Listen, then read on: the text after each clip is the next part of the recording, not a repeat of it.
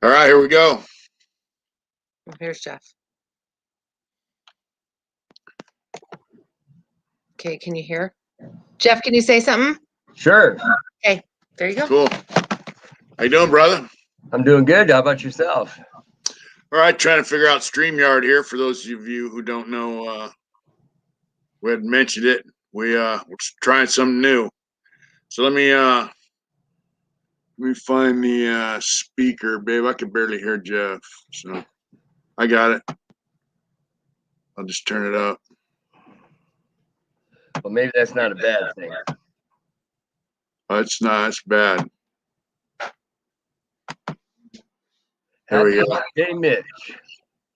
How you doing, bro? Happy Hump Day. I'm doing good. I'm on the west coast of Florida right now. Cool. Your mom's on. I gotta do something really quick. Sorry. Okay. Sorry, guys. It won't let me do anything with the chat, so hold on. Okay. I'm not really on that. Huh? Funny. Hot Rod from Desto. Oh, yeah, Hot Rod. What's up, Hot Rod? Getting an echo. Is that from your computer, babe? No, Mitch, it's not. So we're doing StreamYard tonight instead of just going live. So what I wanted to do was real hard tonight. I see you got Jeff on here. I think your microphone might be turned up too loud, Nick. That's probably what it is. All right. Oh, yeah, I got to edit my name here.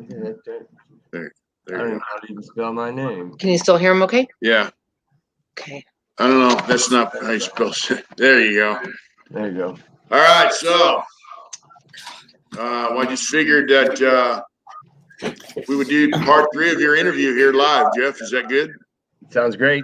You sound like you're echoing a whole lot. I don't know what's causing that. Yeah, I don't know what's causing that. What about now? It's a little better. Maybe it's just my crappy computer, or maybe I'm sitting too close. Could possibly be. So, Jeff, we left off where you got out of prison. You were getting out of prison. And so you got found suitable by the board, but the courts actually made the board find you suitable, right?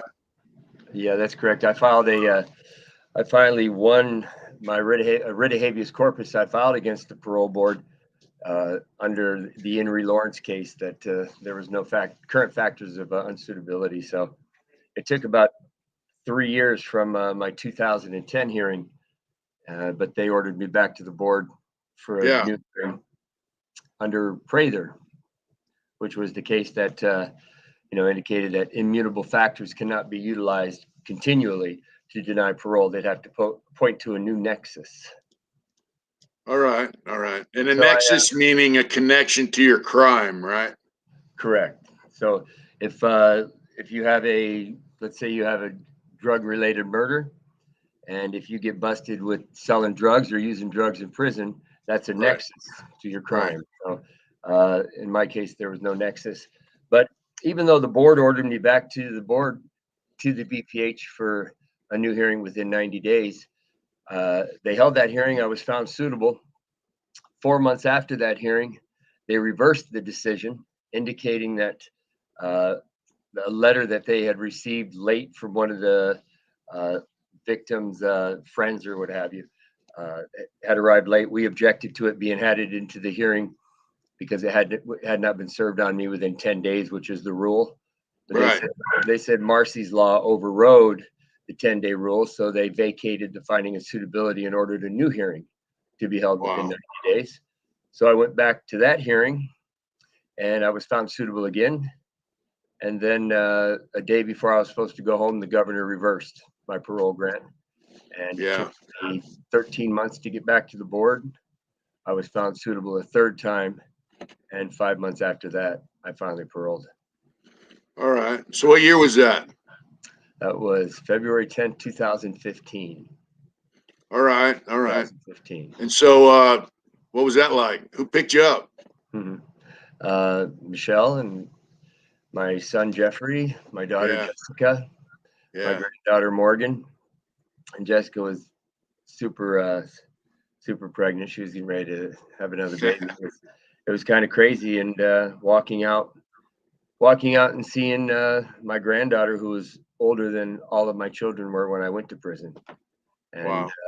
my other kids would have been there, but they were out of state. My one daughter Ashley was in Germany at the time. Her husband was in the Air Force, so she couldn't be there. But it was, just like you, my friend, it was a moment that I had been waiting for a very long time. Yeah. Yeah. And so Uh, wonderful. so how many years did you do total on that term? I did 24 and a half years on that. All right. Rolled to All 24 right. and a half years, but So when you got out, did you start working? What'd you do? I mean, you just kick it for a while, or I know I haven't known. I know you. You know, you get kind of driven. You don't. You never. I never known you just to lay back and relax for too long. So, what was yeah. your program like when you got out? You know. Well, yeah, I get bored very easy, right? It's well, the program was working out, trying to stay in shape, so I could still chase my kids down. But the first day I got out of prison, all I did, I went and visited graves. That's what I did. I Oh, went you did. I went. My first stop was to the beach, to see the ocean that I had longed to see for so long, and then I went to my father-in-law's grave. Ed was Ed Lambert. He was the smartest man I ever met in my life, and he fought for me from the day I was incarcerated. And unfortunately, he passed away before I made it home. And had a Jerry Brown not taken my parole grant, I would have made it home to see him. Oh, you would have seen him before he passed away if they wouldn't have Yeah. reversed your suitability. Yeah, that's correct. Make you wait another couple years to get out instead of just letting you out. Yeah, well, we are. It's California is got the best justice money can buy. The reality is that now the information I found since then. It's I'm going to prove completely that I shouldn't have spent a day in prison. But So I went from there to my sister's grave. My sister was one of my best friends in life. She had meant the world to me, and from the time I was incarcerated, my sister Ann wrote me every single day for 15 years. I could count on it. Even when I was in solitary confinement, when I was, it didn't matter where I was at. I knew that if I didn't get a letter that day, then I knew that the cops were messing with my mail, because Ann wrote me every day. But wow. on the 15th year anniversary of my car accident that led to my incarceration, I found out that my sister had just got diagnosed with multiple myeloma, bone cancer. And so for the next 6 months, the first thing I did was every single day was to write her a letter to so that she would know how much she meant to me. And she died on November 19th, 2007, while I was at Tehachapi. Yeah. So it's it's one of those things. We get back to our life eventually, but the life that we knew that's gone. Yeah, I'm sorry to hear about that, man. Yeah. I know we talked about it before, but yeah. And so because of the fact that Lord knows, after 24 years of AA, NA, and all these other groups that we participate in, that we certainly need another 6 months of it when they release us. Even though I had a home to go to and everything I needed to get started on life again, I had to go to a transitional housing program.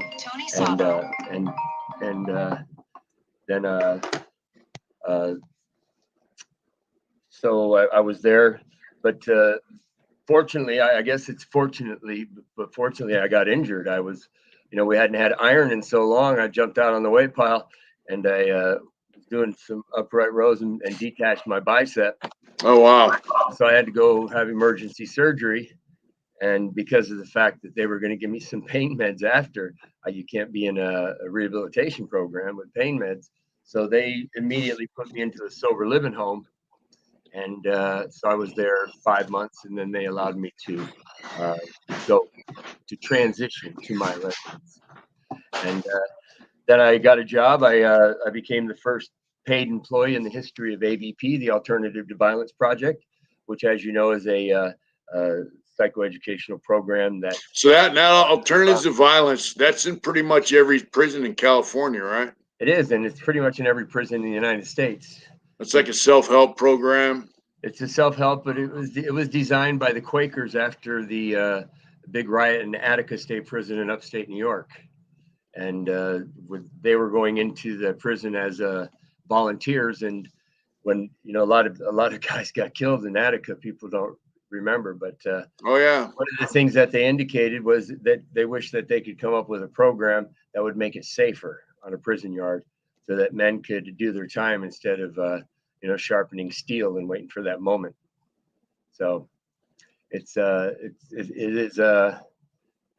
insane that so many people have to have their lives destroyed before common sense and and compassion become part of the system in which you're stuck in. And yeah, those are two things that are clearly missing from the California Department of Corrections. They, as you know, I'm a firm believer that the California Department of Corrections, they promote due to their level of incompetence. So it's usually the dumbest ass is the warden, and it goes down from there. But so it certainly is not the way that I've been able to succeed. In life, I've always had to work a little harder than the next guy, because although I've never been the smartest guy in any room, I've certainly been the hardest worker. So it's a day's work would kill most of those guys. But so I got out and I interviewed, and it indicated on the ad that was in a newspaper that a buddy of mine owned, a little called Desert Charities, which they do. They give back to the community, and a little fundraiser for nonprofits. And it said formerly incarcerated are encouraged to apply. At that point, I had already sent my resume to AT&T and all these big companies I worked with before, and they certainly offered me a job. But when my background check was finally done, they went, "Oh man, that murder is a tough one for them to swallow." And, yeah, especially they don't know the circumstances behind it. No, yeah, it's still 187, and yeah, I said, yeah. it was a car accident that I didn't cause, and but it didn't matter. But so AVP, I interviewed, and they hired me, and boy, there were some very upset people at the California Department of Corrections and Rehabilitation over that, because I was actually paid for my salary was paid by a grant from the California Department of Corrections. So Chuckawalla, I had a little history there, and they tried to validate me twice. They weren't really happy to know that their money was coming to me. So I thought it was fantastic. So you got hired by the Alternatives to Violence program as Correct. a paid employee. Right. What were you doing? I was the Southern California Outreach Coordinator. So my job was to recruit community-based volunteers, get them certified in the Alternative to Violence Project by attending community-based workshops that either I or other members of AVP would facilitate, and then get them to go into prison to bring the program to the men and women who are still in prison. All right. So you're training guys to go into the prison and teach the program. Correct. Basically. Correct. And at the same time, I was also, even though it wasn't part of my job description, I just added it in, as I was getting them to go into the juvenile facilities as well. And I started several programs at the local high schools down in Coachella, the east end of the Coachella Valley. And then, I was doing programs in North Palm Springs and in the Gateway Crip area, and just doing everything I could to try and take some kids away from the grips of the gangs, and to let them know that going to school is really a hell of a lot better than going to prison. Yeah, that's cool. That's awesome. I know you told me you went into like school in Coachella Valley and talked to kids and their parents. And yeah, I went to Bobby Duke Middle School. I had a big old group of homies that, and I should have uploaded a couple of the pictures, but they were in the Vanguard article. And Yeah. and what's interesting is when I got arrested again. 1 second, JE. Thanks for that $2, JD. Thank you so much. And Lakira, thank you for being a member for 8 months. That's super cool. Yeah. Thank you. Thank you, Lakira. That's awesome. And Slick, we're sorry to hear about your aunt. I'm very sorry to hear that, brother. Amen. Jeff has I think a relative on here. It's Ashley. Is Ashley your daughter? Yeah, my daughter. That's right. Hi, sweetheart. I love you. Blocked her because she said hi, Daddy. Yeah. Blocked her. Yeah. I thought she was a troll, so she's cool. She's all good. Yeah, Yeah. that's about the only person I really want calling me daddy is my kids. Yeah. So you were going into the schools, working with kids. I was working with kids, and then I also I became the lead speaker for the California Highway Patrol in their every 15-minute program, and that's a program where they actually go on to school campuses and they will they'll put a crash scene together, and the kids will put makeup on, and you will see what happens after a DUI fatality, and one kid goes through a whole process of going through the criminal justice system, and it's a week-long event, and at the end of the week they have a funeral for the kid who died, and then we speak to the kids, and it's a very powerful and moving a program. It was started by an officer, Dean Wilson, from the Pennsylvania Highway Patrol, and he actually contacted me while I was in prison because I had started a website in prison called drinkdriveprison.com, and it was utilized to heighten awareness on the dangers of drinking and driving. Of course, when I went to the parole board, they turned it around and said that it was only utilized to manipulate and to gain favor from the public. And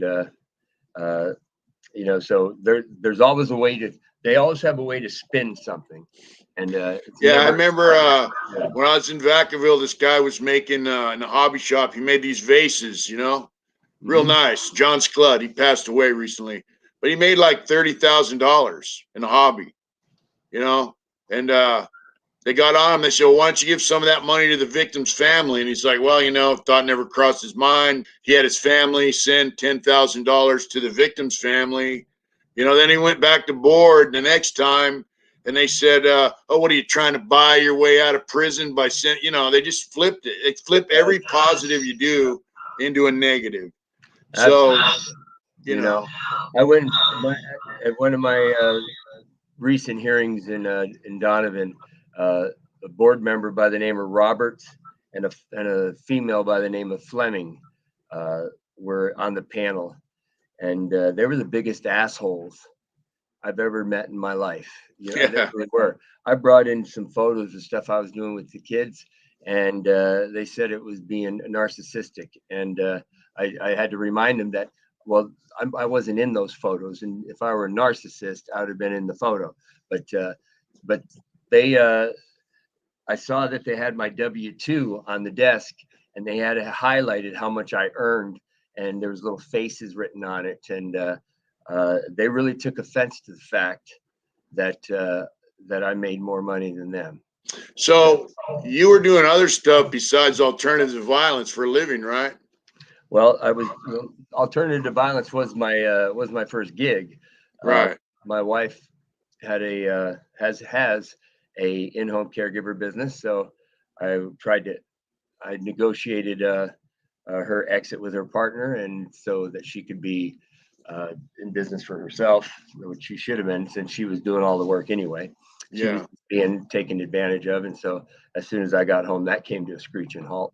And then I was offered a position with a company out of Chicago, a company called ISI. They're the largest business consulting firm in North America and Canada. And they called me and asked me to come to an interview. And at that time, I was just getting ready to start a company called Crash Point, which was to gain some traction off from the every 15-minute program. But I told him, I said, I'll just be wasting your time and my time. Because if I come to Chicago, I already know what's going to happen. You're gonna love me after the first interview, but as soon as you do a background check, we're not gonna be able to get over that hurdle. And they said, no, that's not true. The only thing they were concerned of is if I could build companies the way I had done prior to going into prison, because they were aware of some of my work that I had done before I was incarcerated. And Yeah. so I flew back there, Michelle went back with me because we figured, what the hell, at least we'll have a weekend in Chicago to spend some time together. And I walked into a room full of suits, and the president of the company said, "Relax, Jeff. Everybody knows you just got out of prison." And I said, "Well, that's a nice intro, thank you." And sat down and chopped it up with them, and they offered me a position, and I took it. And I took it after I called Parole and ran it by them first, because it required a significant amount of travel. And they said no problem. And then so I started doing that. But 10 months later, I broke. So 1 second. Hey, Gabe G. Excuse me. Ronnie G. Thank you for that super chat. That's right. Thank you for that $10 super chat. Very much. Thank you. Okay, so you got this job. So 10 months later, they called me back to Chicago, and they had offered me a promotion to do sales training for the United States.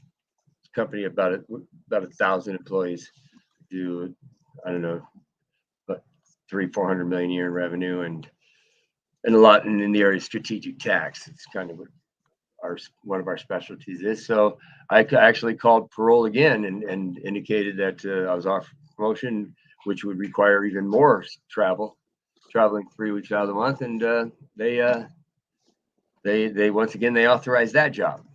But interestingly enough, a month later, my parole agent showed up at my home, and he asked, he said, "Hey, you're building a pool in your backyard." And I said, "Yeah, I am." And he said, "Would you mind if I go take a look at it? Or mind if I see it?" And I said, no problem. I mean, so you live in the desert, right? Where everybody has a swimming pool in their backyard, pretty much? Pretty much, absolutely. Yeah. You either have one in the ground, or you have one. I used to have one that, I buy at Kmart. They're about $12, $13, Yeah. and keep my feet cool. But I remember I grew up dirt poor, buddy. So I mean, nobody's ever given me anything in life but shit. But it's or problems. But it's the reality is that I took him in my backyard, and I saw him change.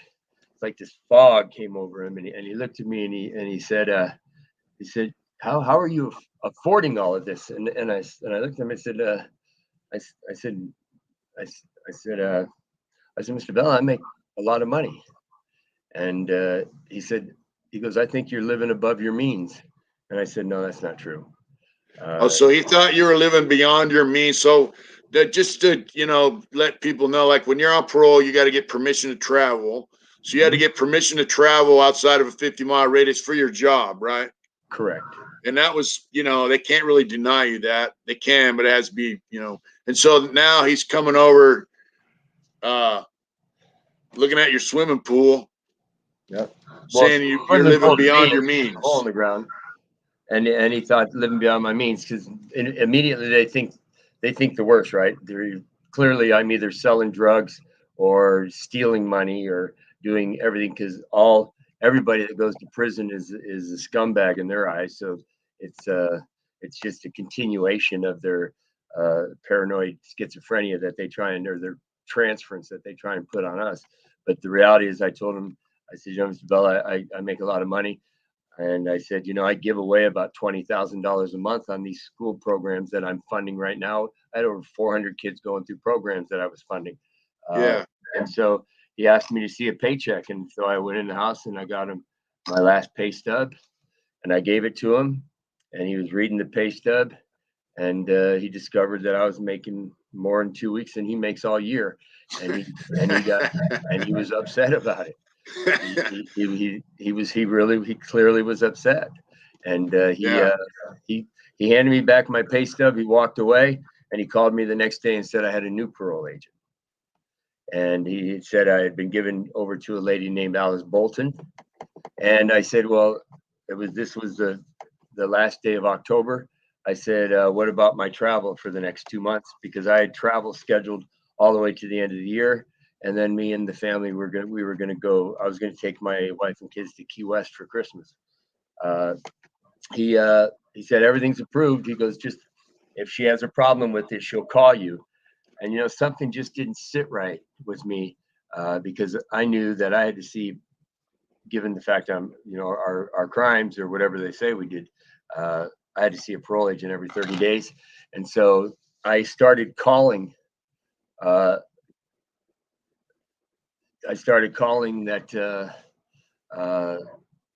this new parole agent, and Right. And I was leaving detailed messages. I would call her and say, Ms. Bolton, I'm flying out of Palm Springs on American Airlines flight 121 or whatever the hell it is, flying into Dallas, spending 2 days, then going to Houston, then to Syracuse, New York, detailed messages. And I started calling her about 4 or 5 times a day. Yeah. For the next 41 days. 41 You got days. no answers? She never returned my call. Oh, wow. And so on day 41, the day before I had flown into Las Vegas to consult on a big cannabis project.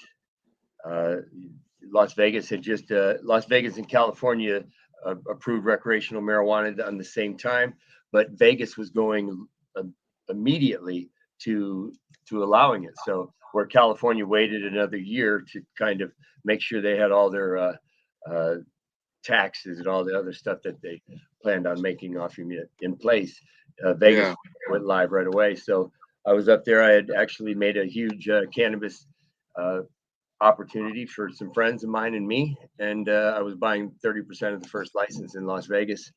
We put the deal together. I got done at like 1 o'clock in the morning, and I hadn't been home in 2.5 weeks. And so instead of going to bed, I jumped in my car and I called my executive assistant in Chicago at our travel company, and I asked her to change my flight from Vegas. That Monday I was going to Omaha, Nebraska for a week of meetings, and I had told her, hey, I'm going home for a day to go see my wife and kids and to reschedule my flight. And so she did. She called me back and said I was flying out of San Diego. So I drove the 4.5 hours home and surprised my wife and took her and my kids out to breakfast and put some new suits in my suitcase and got in my car and headed to San Diego to catch a flight to Omaha for a week.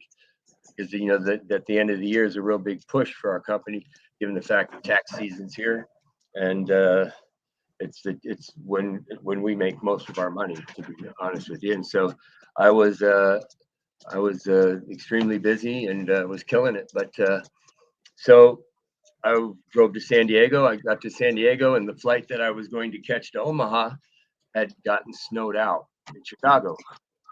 So I was sitting at the airport while they made other arrangements for me. And they called me and they asked me to stop and see a client on my way to LAX now, because they found me a flight the following morning at LAX. Mm-hmm. So I did that. I stopped and saw a client. And when I left the client's office or his house, actually I met him at his home, it resold a strategic tax deal that we had put in place, but he had canceled. And he had placed on my way out the door, he had been drinking through the whole event, and kept asking me if I wanted to drink. And I said, no, thanks. I don't drink and drive. And but he gave me a bag for the road. I got in the car, I opened it up. There was 2 beers in it and a submarine sandwich or a grinder. And I took the sandwich out, ate that, and set the beers on the passenger seat with the intentions of leaving them for the rental car agency that I was just getting ready to turn the car into at LAX. So I was driving to LA. I saw a big McDonald's. 1 second. Thank you, Brian, for that super chat. That super sticker. Thank you. Yeah, right on. That's way cool, man. Yeah. So you have some amazing people that look out for you, man. Much respect to all of them. But so I was pulling in McDonald's to get a cup of coffee. It was 11 o'clock at night. I was in a brand new Cadillac Escalade that had dealer plates on it, so they didn't know I was a parolee for sure. But as soon as I got off the freeway, I drove through an intersection. I saw a cop swing in behind me, And so I, put it on cruise control and drove perfect for the next 5 minutes. And when I was turning into McDonald's, he lit me up and pulled me over. And he came to my window. He asked me how I was doing. I said, I'm doing great. He said, I'll be doing better after I grab a cup of coffee. But he said, well, the reason I was pulling you over is we had gotten a call of a driver possibly passed out behind the wheel of a SUV, a black SUV. And I said, well, given the fact that I just pulled off the freeway and I passed in front of you at the intersection when I saw you pull in behind me, clearly it's not me that's passed out. And I said, did you get a description of the driver or the car? And he said, no. And so he asked me for my driver's license. I showed it to him and he said, I'll be back in a few minutes.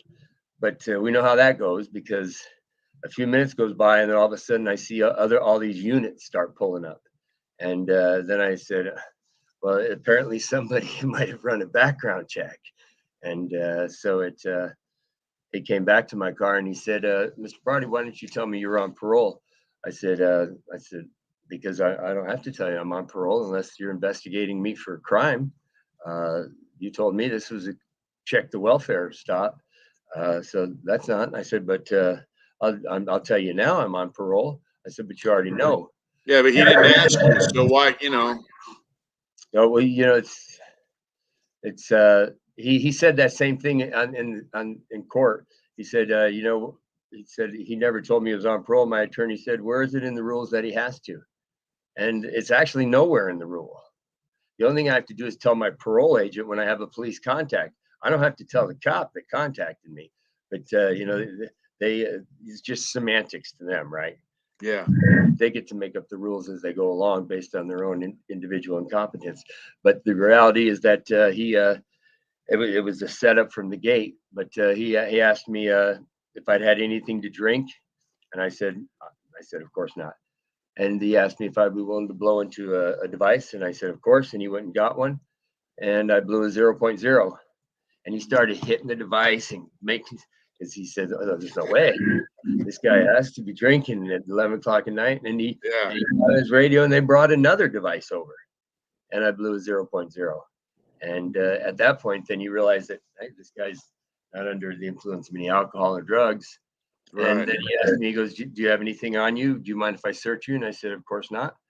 And he patted me down and I had nothing. And then he said he was going to search my vehicle. And I said, help yourself. And there was those 2 unopened beers on the in the car that the client had given me. And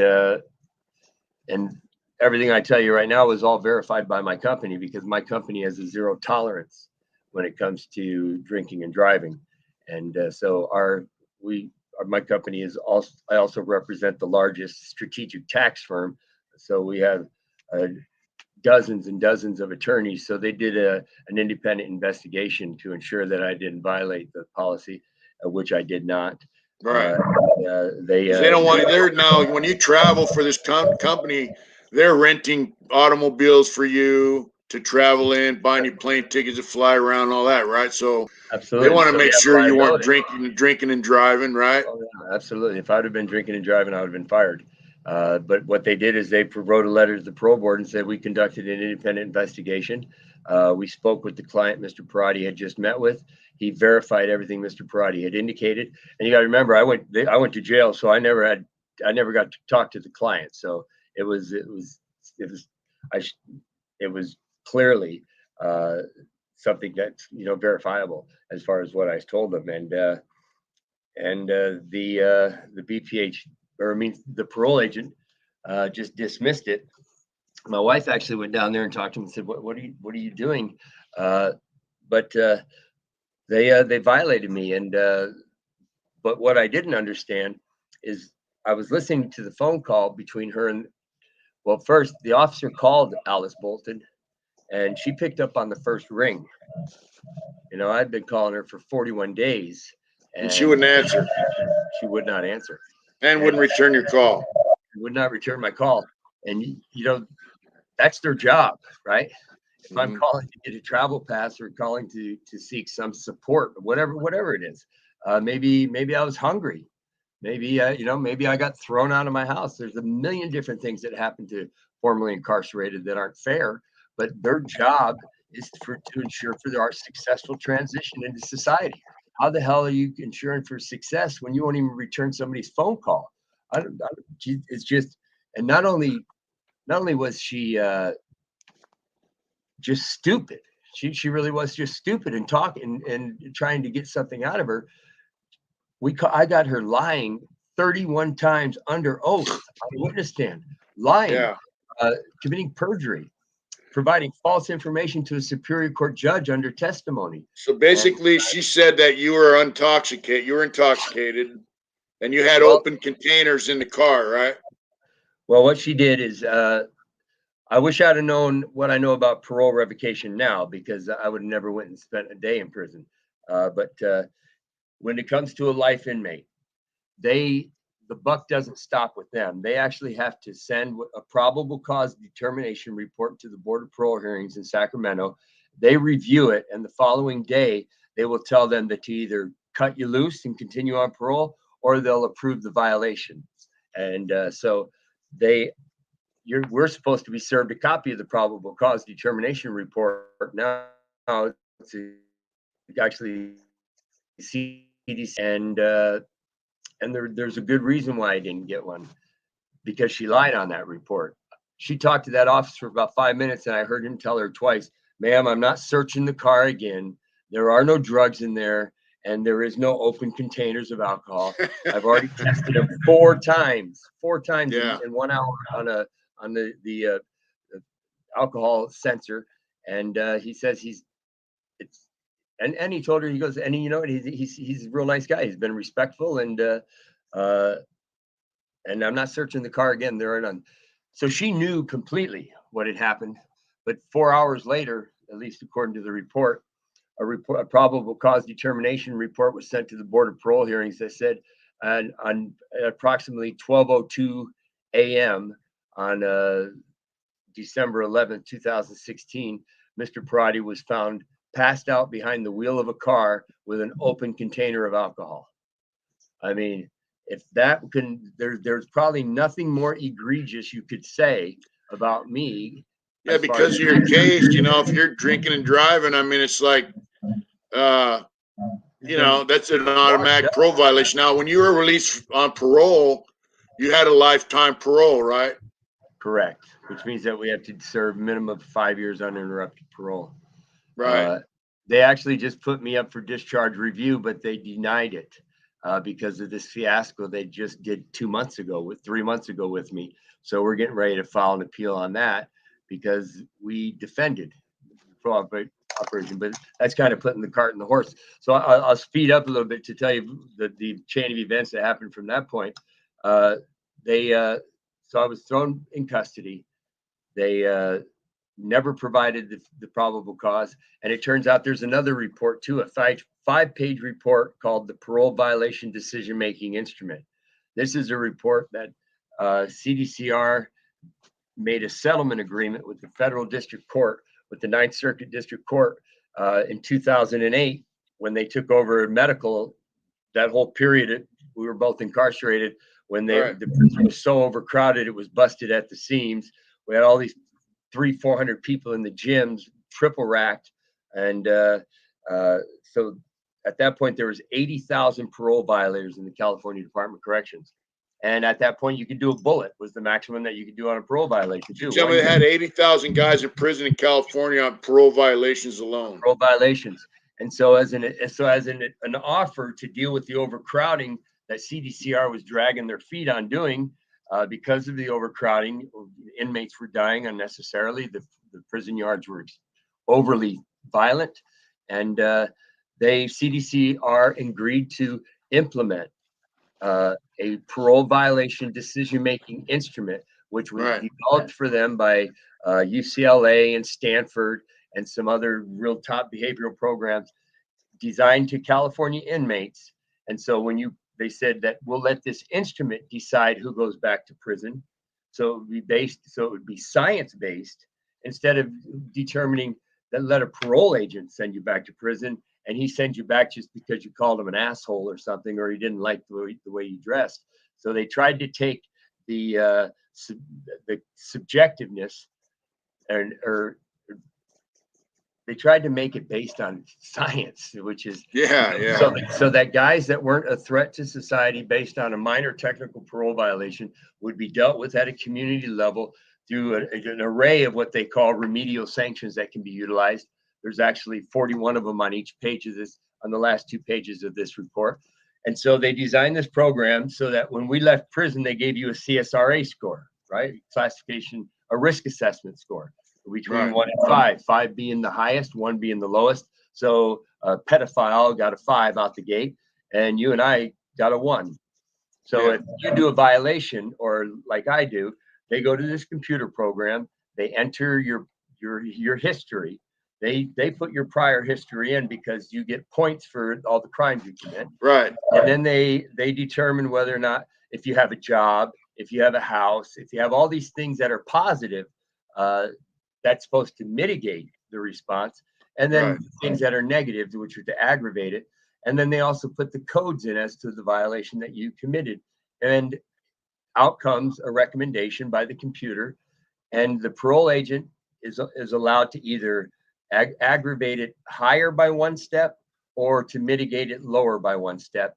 And that's the law, because it's under Penal Code 3015, and it's also in the Title 15 under 3768.3, that there's no more, it's not up to them anymore.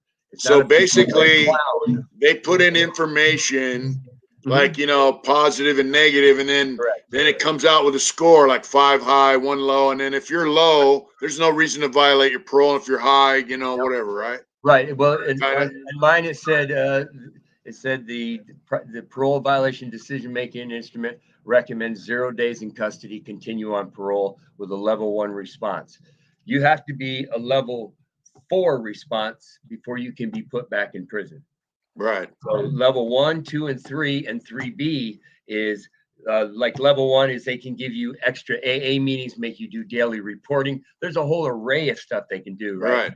Level 2, it's just a little more stricter. They can make you they just can grab into you a little bit deeper. But level 3 is like a 30-day program where if you don't go to the program, then they violate you.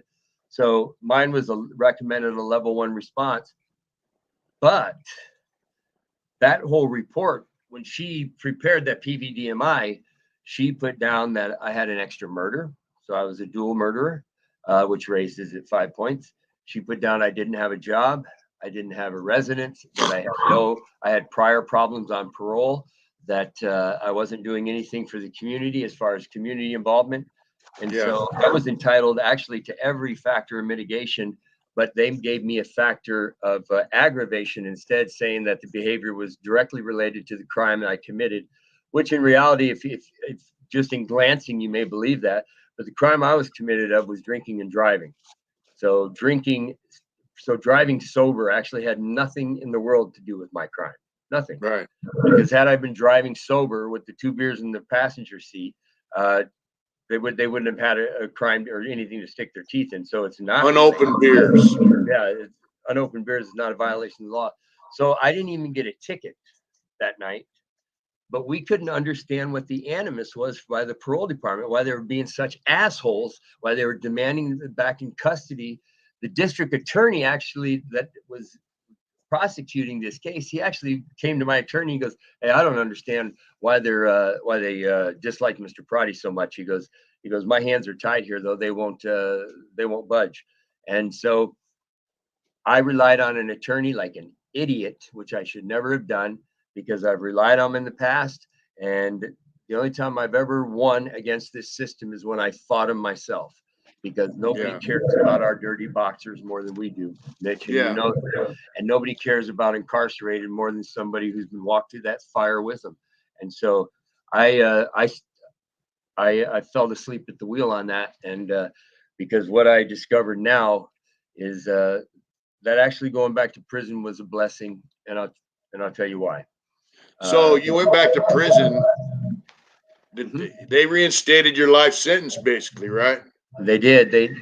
And that's what's called an ex post facto violation, because when we were when we were convicted, the U.S. Supreme Court has already ruled that the consequences of a parole violation accrue from that which was in place at the time of your conviction. That parole is actually part of the punishment. So they can't increase punishment because that violates the law of ex post facto. They can make it better, but they can't make it worse. That's why guys couldn't complain about going to county jail, because it wasn't an ex post facto. It's certainly the conditions sucked, but they actually did 90 days less time. Actually, more than that. You'd go to prison for a bullet. Now the maximum you do is 90 days in county jail, because you do half of a year and then you go to jail and you get another half off. So 90 days. So, and that 90 days in county jail it sucks. I'd rather do a year in prison when in the old days, than 90 days. Oh yeah. Sit around county jail for 90 days. That's like being in prison for a year. It's like a year for sure. Or worse. And so you got sent back to prison. I did. On this violation. Correct. And I fought. And so I started becoming an expert in parole revocation law. And I read every case that's ever been written on parole. I actually hold 3 records in the state of California right now. Right, just a guy like me had a car accident. I shouldn't hold 1 record in the California Department of Corrections, but I hold 3. So because of the Realignment Act in California, where they took parole and removed it from being an administrative process to a judicial process, I had this commissioner who didn't know her ass from a hole in the ground, and I objected to her hearing my case and requested a Superior Court judge, and she denied it. That's in the federal courts now, but she held my so we had a probable cause hearing scheduled, and that's where the DA shows his case to see if there's probable cause, and then we get an evidentiary hearing where we get to defend.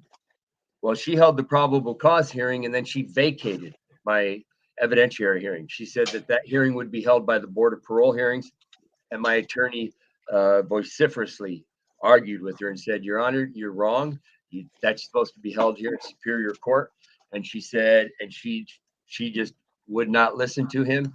So she remanded me into custody without granting me my Morrissey hearing. I filed a pro per writ of habeas corpus that afternoon from county jail, handwritten on blank paper with a pencil. And I won. 10 months later, I was granted my writ of habeas corpus and ordered back to court for the Morrissey hearing that I was entitled to. And so it took 13 months to get a Morrissey hearing, which is the record in the state of California. Yeah. And that hearing is supposed to be held within 60 days. And, or they say reasonable. And they say, 60 days would not be unreasonable, but 90 days would. I went 428 days without having a Morrissey hearing. And that's in federal court. And I know I'm going to win that. But so I had, again, that's just a process, right? So I went back out to court. But before I go to get my Morrissey hearing, I have my parole reconsideration hearing with the parole board. So I'm at Chino, back in reception, locked down all day long, sucked, and they call me to a parole reconsideration hearing, and I go in there and I say, I object to the hearing because I have not been granted an evidentiary hearing yet before, so that I can litigate the facts of this violation. Right. One of the commissioner was a deputy commissioner on one of my panels that found me suitable, and she read the factors into the case, and she said, Mr. Parole was discovered with an open container of alcohol. I said, what? I said, open container. And at that time, I hired this attorney out of San Jose, Steve DeFilippis. And if anybody hears this, don't ever hire that scumbag turd of an attorney, because that's what he is. And if I could fire on him, I would, believe that. That guy charged me a fortune. I flew him down. I paid for his ticket. I told him to call my office, pay for his ticket. He slid his wife's ticket on there too, which is of course an ethical violation. So I paid for his wife to come down, and she wasn't part of the defense team. He was supposed to prepare a hearing brief that I had written up for him. He shows up to my house.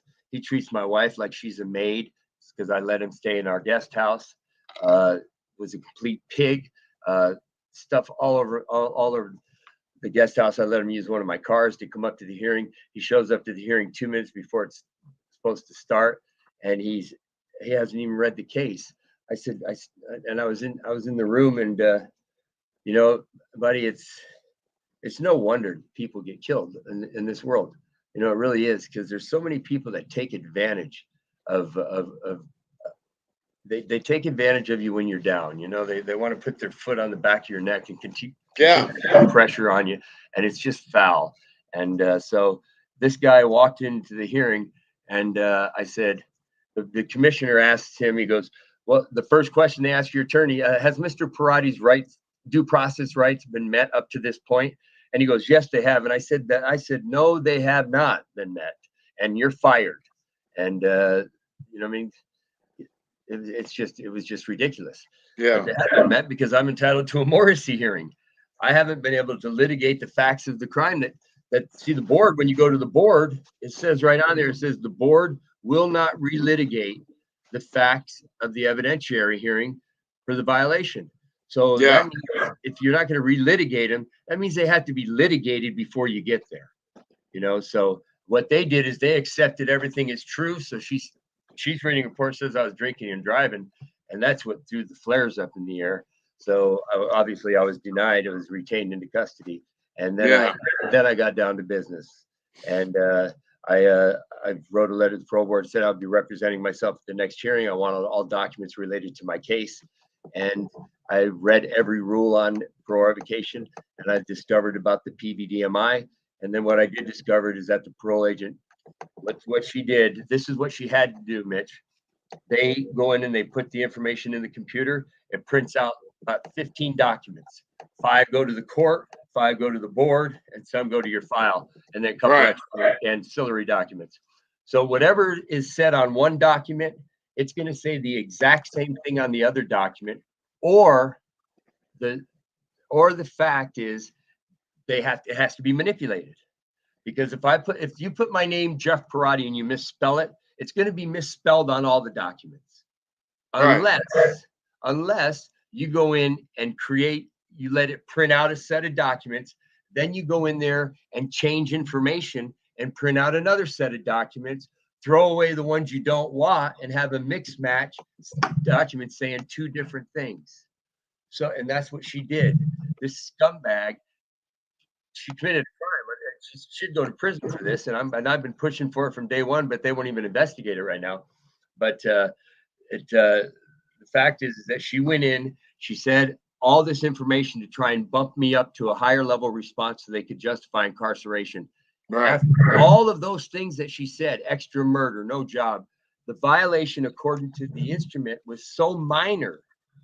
You know, possession of 200 bills is so minor. Plus, I didn't break any law. It was just a technical parole violation, that the instrument still said 0 days in custody. So she had to override it 3 levels. They're only allowed to override it 1. She overrode it 3 levels, which was a violation of the penal code, and she sent that to the parole board. She recommended 130 days in custody and sent it to the parole board.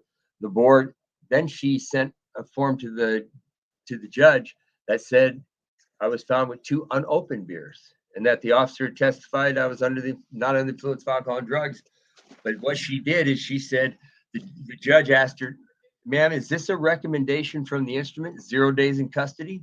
He goes, can I just sentence Mr. Parati to 30 days in prison for what he did? Give him time served and let him go home? And she said, no. She said that 0 days in custody is just a default because he's a lifer. What that means is he has to go back to the parole board for them to determine how much time he does. Right. And we believed it, and that was a lie. You know, it was just a blatant lie. And when I won my writ of habeas corpus and got back into court, I still didn't have the documents. I still didn't discover what I discovered afterwards. But she got on the witness stand, and she she must have thought I knew something I didn't know at that time, because she's trying to recant her testimony a little bit, and my attorney just eviscerated her. So I get back to prison. I'm going up to the parole board in 2 months. I tell them I'm going to represent myself. I get this document, and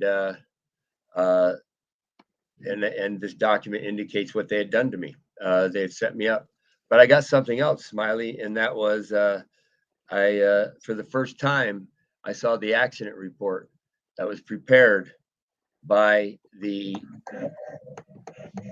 Riverside County Sheriff's Department, and that resulted in my incarceration.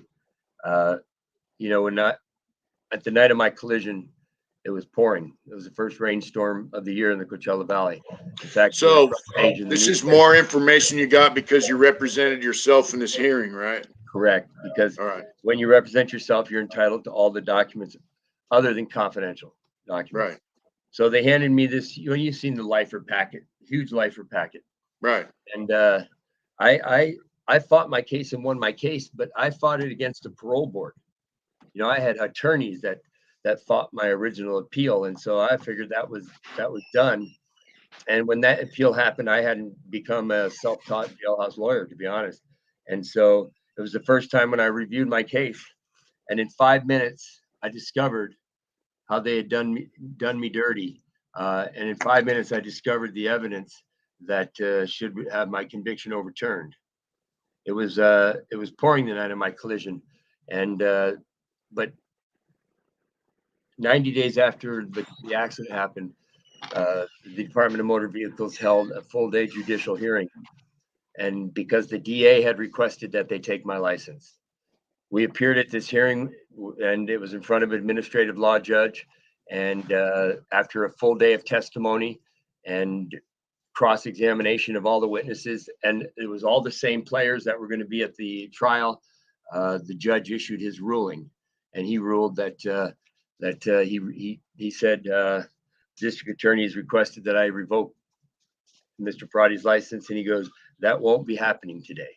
He goes, Mr. Rizzo was the proximate cause of the collision by failing to yield at a stop sign, and Mr. Parade had his right of way was violated, and that ends this inquiry. So in other words, he ruled that he was the cause of the collision, which he was. He ran a stop sign, Yeah. It's just what happened.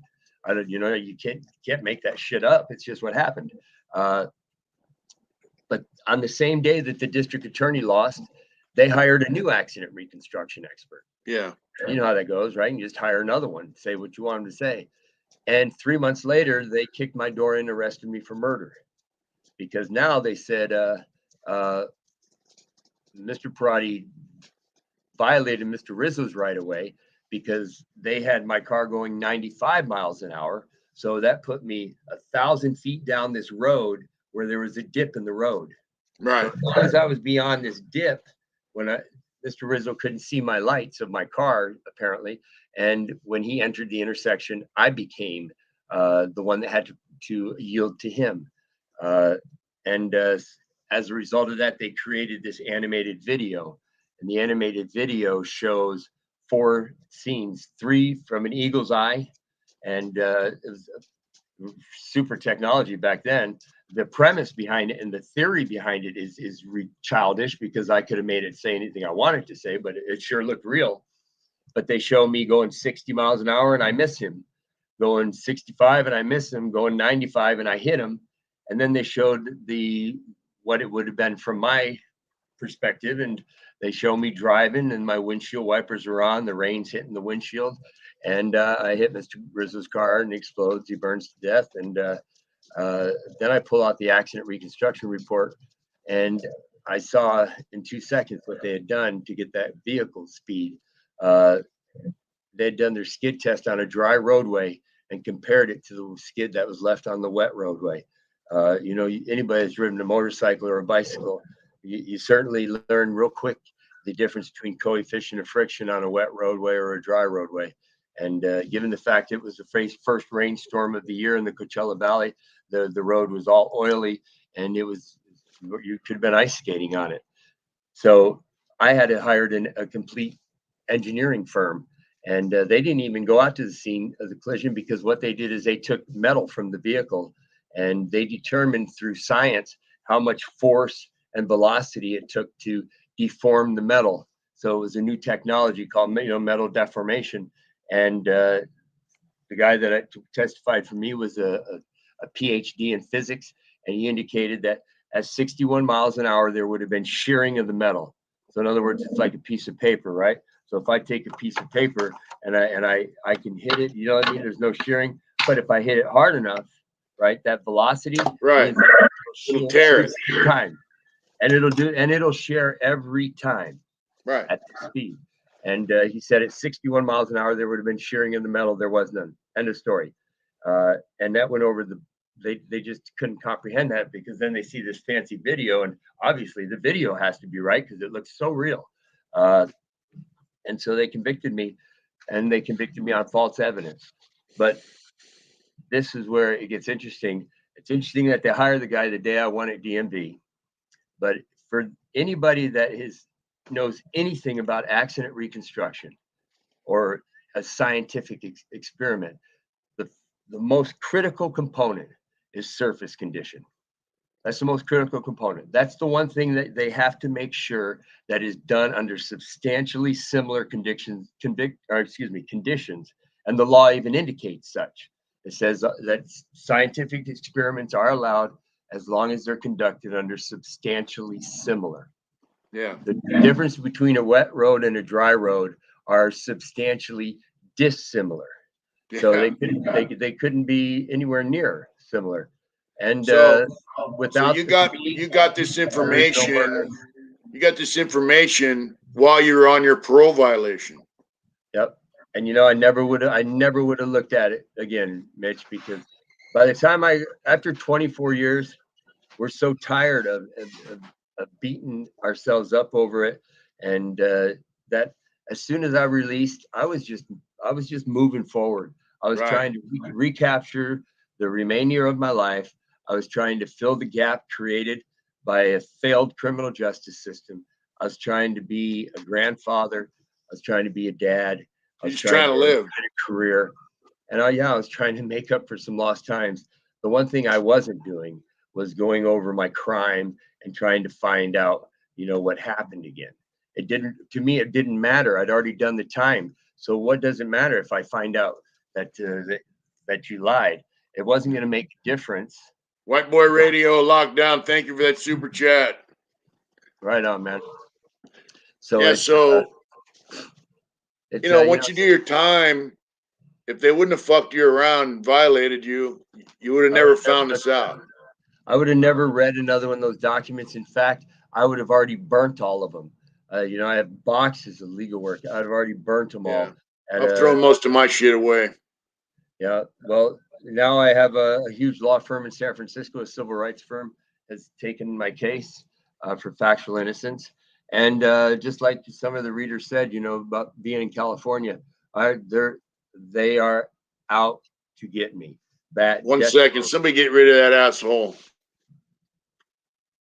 Please, Slick, somebody. It's a pretty negative comment, and yeah. So you got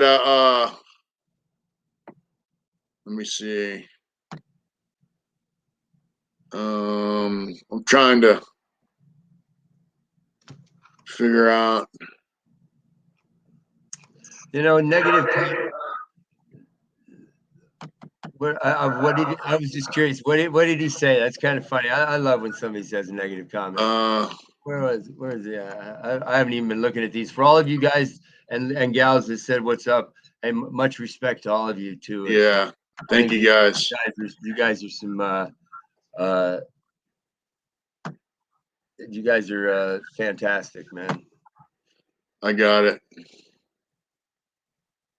I got rid of them. So yeah, we get a troll every now and then.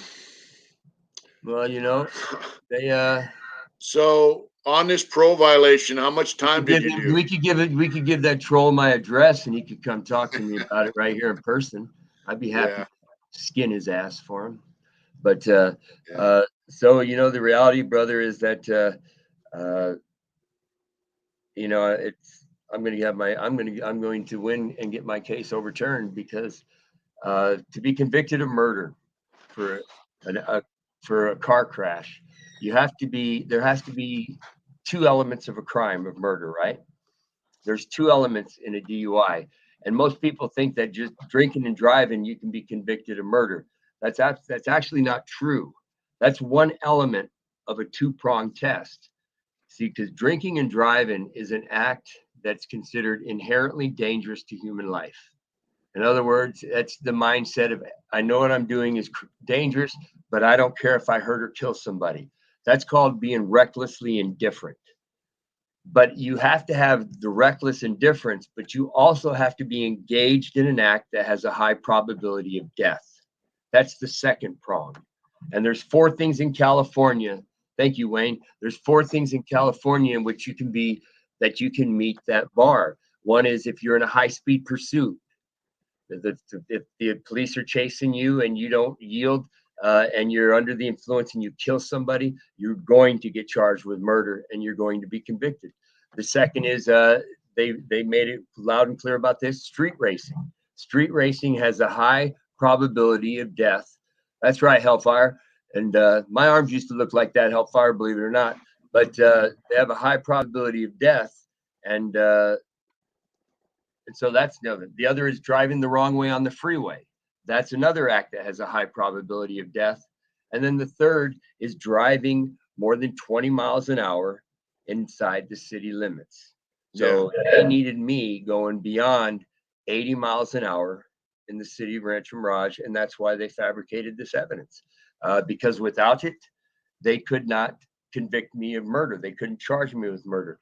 Right. That was just the first prong that I found, Smiley, because I also found another document, and it really raised. Let me tell you, there's a lot of people a whole lot smarter than me that have been telling me for years that some people got taken care of over this deal. If I don't have evidence or if I don't have the facts, I try and keep my opinions to myself. So I don't share opinions. I share facts. Yeah. Everything I've told you tonight, I have factual data for it. I have absolute proof. But I found another absolute proof item that my attorney, there's no way any competent attorney would have missed it, which seems to tell me that maybe he didn't miss it. Maybe he just ignored it. Because I also learned that my attorney was in stage 4 liver cancer. He was dying. He died a little bit after my collision. He had some kids he needed to take care of. And who knows, maybe he got some money for him. But, and that is the blood. 3 weeks after my collision, they served a search warrant on me to get some more blood from me. He wanted to, they needed some more blood. We couldn't understand. What do you mean more blood? I said, no, I'm not giving them no blood. My attorney called him and said, well, they have a search warrant. You have to. So I went back home. I went home and they came there with the nurse and they drew a couple of vials of blood. Well, it turns out there was a reason for it. And that is the day that in California, when they draw your blood, Mitch, and you're going to be charged with right on Hunter. That's pretty funny. That's pretty funny shit right there. If they're going to draw your blood and there's a chance that you can be criminally prosecuted for it, excuse me, in a trial, before they can bring evidence in, they have to create a foundation. So the foundation in DUIs is they put a criminalist from the Department of Justice on the stand who would testify that, hey, I'm the one that put the preservative in the vial, and I swear under oath that I put enough preservative in the vial so that the blood didn't continue to ferment. Because blood is like Pruno. It's got sugars in it, has proteins in it, and it'll ferment. My test came back and it said 0.12, but underneath it in huge, they had like a whole row of asterisks. It said non-certified blood vial utilized in the collection of this sample. And it was placed in what's called a red vial tube, which is just a blood vial that had 0 preservatives in it. By the time they tested the blood, it was hard as a rock. And they had nothing left over to use cross type analysis on a ring that they had found in the car. But all my attorney had to do was file a 1538 motion, and there's no blood evidence either, because there's it's just, it was set up from the gate, man. Yeah. The fact is that California has a few different justice systems in it. They have a justice system for the white privileged people, of which, believe it or not, if this is white privilege, I'll take a pass on it, because in my walk in prison, I never got treated with white privilege because I was always the one that was butting heads with them. But then they have a criminal justice system for urban America, where people who don't have enough money to provide the experts that they need to prove their innocence, and who are overly incarcerated, and who are treated differently, and that's just wrong. You know what I mean? There's no reason why somebody should be treated different, given the color of their skin. Secondly, they have a criminal justice system for celebrities in California. In California, you can do murder in California for a celebrity and get away with it. I've seen it on TV. You know, if they had half the evidence on you or I that they had on O.J. Simpson, we'd be sitting on death row right now, waiting for them to stick us with a needle. That's the God's honest truth. So the night that my collision occurred, my father and my sister both passed away when I was in prison, and they were both standing at my door the next morning. And my father said, he goes, Jeff, he goes, you got a lot of money, sell everything you have and go on the run. And I told him, I said, come on, Dad, are you crazy? I said, I have little children. Where am I going to run with my kids? And I said, what message would I be sending to my children? I said, I know in my heart that that I did not cause the collision, that I was driving home. So I knew in my heart, and I believed in the justice system. I mean, I'm a veteran. I served in the United States Navy. I grew up on a dairy farm where a man's word matters, where a handshake still mattered. And I came from, my grandfather was a judge. My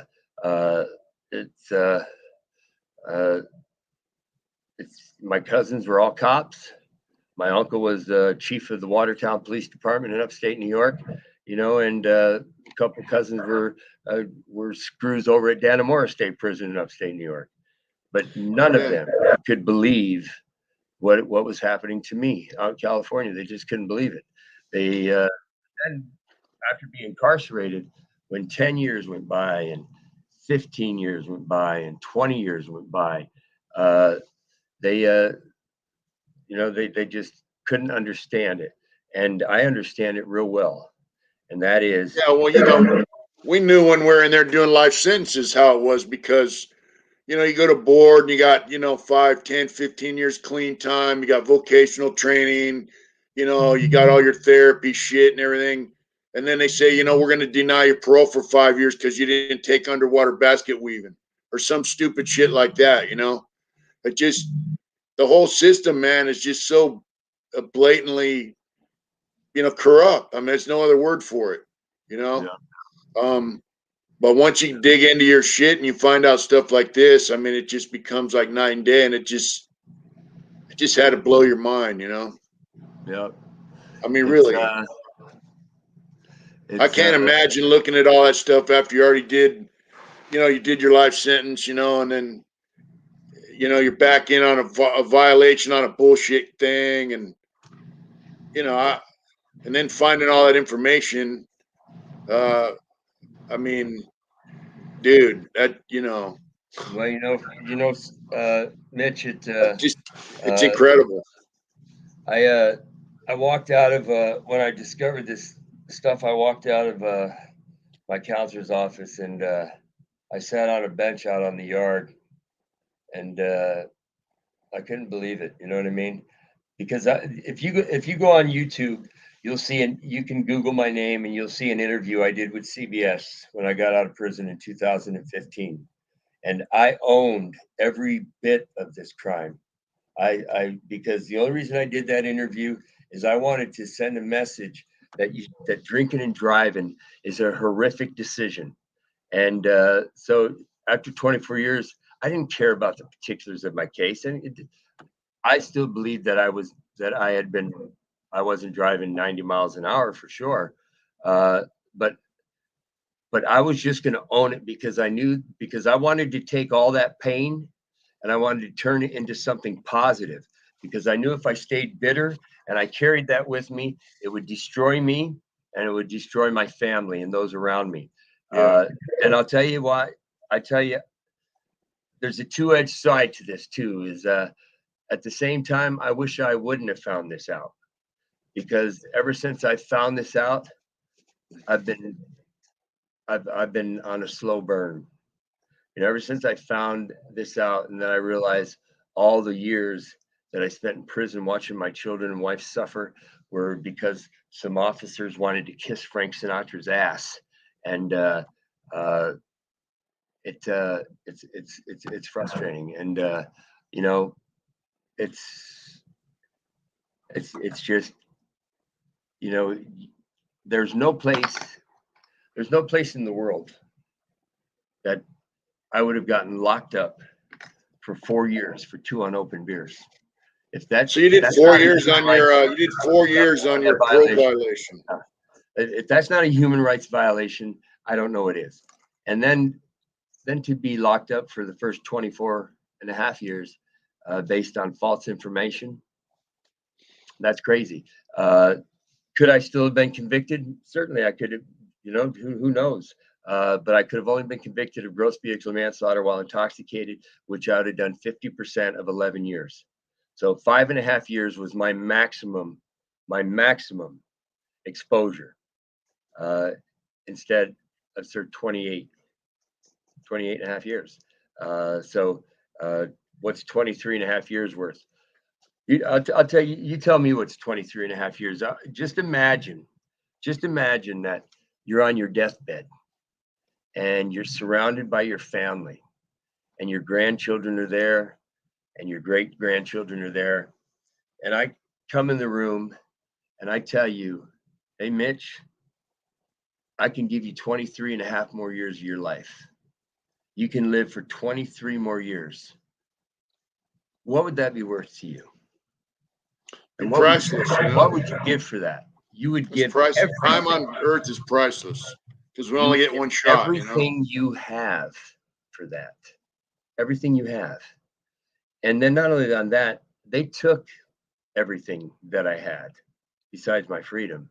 You know, they took a company, stole a company from me that sold for more money than people. It sold for a lot of money, you know. It's I'm not some flosser, believe it or not. And me and my wife argue all the time, and it's not because of me spending money on myself. It's because of me giving away money to my family and my friends, because I care about people. You know, I'm nobody special.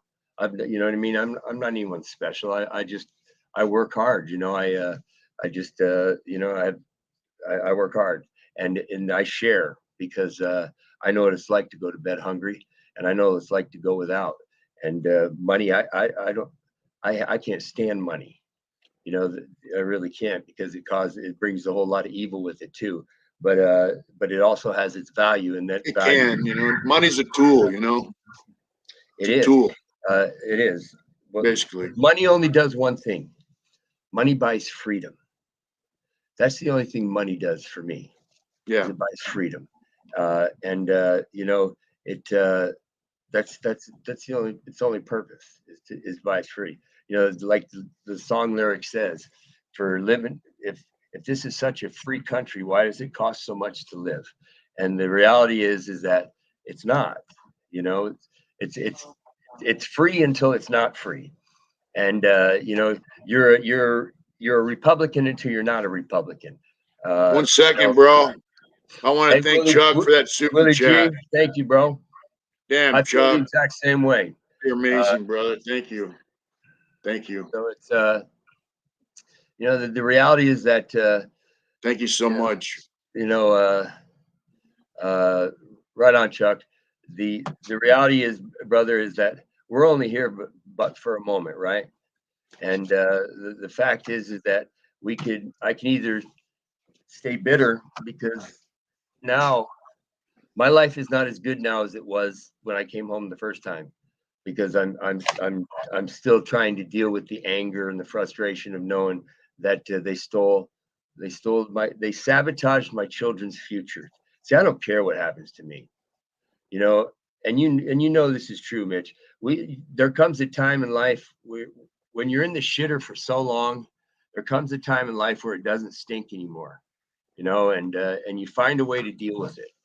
But what they did to sabotage my children's futures, that's the part that I still have a hard time swallowing. You know, they're just off this parole violation. The amount of money it cost me that these attorneys are going to win, I don't want a penny of that back. They can stick that money up their ass. But I tell you what, I am going to do is I'm going to divide it in 5 equal stacks and give it to my children. That's what I'm going to do. I don't want a penny of it, but I sure want them to have it. On your parole violation, how long have you been out on that? I got out July 29th of 2020, right in the middle of COVID. They found a way that, that's where I owned one of my records, was they went more than a year to confirm a parole grant. Wow. Because of COVID. They canceled parole hearings conveniently the day before mine. They started them up 2 weeks later, but I went to the back of the line. Oh, wow. And so, well, Jay Ward, thank you for that super chat, brother. Thank you. Right on, man. Thank you. You know what, man? It's I was so glad that you got at me regarding this program, Mitch, because you know it's if there's one thing spending a quarter century in the belly of the beast teaches you. It teaches you what really matters in life, and it's not all the things I used to think matter. The only thing that matters is family and friends, and doing something positive, you know, with your life. And it doesn't matter where you're at. You can bloom where you're planted. And you know, and sometimes you're planted on a rock. I've been there. But you know what? There's always a way, if you look for it, to do something good for somebody else. Whether it's just, I tell my wife every day, you know, I got to find somebody to do something nice for her, because then I can be an asshole the rest of the day. And but in reality, I just try and keep focused. And you know, it's easy to use these. That's easy, you know, that's easy. But to use your heart, well, that's a little longer, you know. That's a little harder, because they say the longest journey for a man is from his brain to his heart. Well, you know, there's a song by the Dropkick Murphys, right? It says, part of the song says, it starts with your fists and it ends with your mind. You know, I mean, there's a lot of different ways to fight for things you want to do in life, and you know, I consider it. I like the steel hand in a velvet glove. So yeah. And so you're out. Really you're working. You're with your family. I'm actually in a hotel room right now, and that's my son over there. I hired him to be my driver, but I'm actually training him to be a senior area manager for our company. And it's you know, I'm just grateful. I'm grateful, and I'm blessed, and you know, and I'm grateful to have you in my life. And I think that, you know, we have a great opportunity to positively make a positive impact. And you know, there's a lot of sayings, right? You know, it's the Jewish people. I'm not Jewish. My wife is, though. The Jewish people say that if you help one person, it's as if you help the world. Yeah. And it's you know, and that you can decide to become a righteous person at any time. But it's never too late, you know. It's never too late. And even though it's there's a little bit of snow on the ceiling, as you know, when you used to have a ceiling, but at least you got an eave still. There's still a little bit of fire left in the furnace, and you know, we have there. I believe that we all have experiences, and we all face trials for a reason, and that reason is because somebody needs to hear your story. Somebody needs to hear that message. When I started winning cases in prison, that's when they really started digging into their claws into me. That's when I started going to solitary confinement. They started stealing my legal work, doing all kinds of shit, scumbag shit to me. But I never backed down, you know. And but my daughter told me one thing in a visit. My daughter Jessica, when she asked me if I was going to be home for her sweet 16, and I said, you know, Jessica, probably not. And my son did too. And they said, you know, Dad, you'll come home when it's time. They said, but God must have somebody else in there that you need to help first. And so, yeah. Well, I've seen you do legal cases, not just for guys going aboard, but I've seen you do stuff like help guys with 602s and they're being fucked around by the staff. And, you know, I've seen you do stuff like that for guys in there. You know what I mean? Absolutely.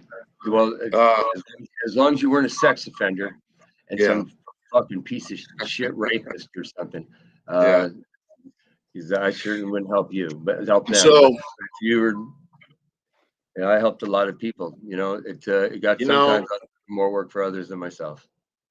You know, we talk a lot, and you know, we both been through a lot of crazy shit. I mean, we lived around guys that, you know, I hate to say it, but I lived around guys in there I'd never want to see out here. You know, I hate to say that, but you know, I lived around guys that murder is their only solution to the problems that they have, and you know, just I lived around so much chaos. I lived around, you know, corrupt staff that would instigate riots amongst the races, and just, you know, you name it, man. Stuff that would screw you over on a whim.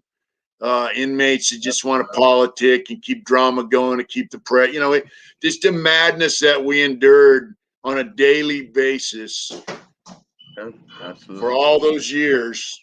You all right? She tripped. So, I mean, it's just a miracle we got out of prison, and it's a miracle that we're out here. We got, you know, half our sanity left, you know. Speak for yourself. I think mine's a little less than that, but yeah. Well, you know, there is no greater therapeutic value than one addict helping another, and there certainly can be no greater therapeutic value than one convict trying to share his story with his hope, experience, and strength, so that others may not follow his path. That's for sure. And the one thing that's nice though is so Josh, you see that little comment right there? Yes. Hey, Josh. So let Josh know, you know, I like to let people know kind of what we're doing, you know. I mean, we went down to Ventura County and shot some video, and right. And what are our intentions, you know? Well, they're hard, first of all, but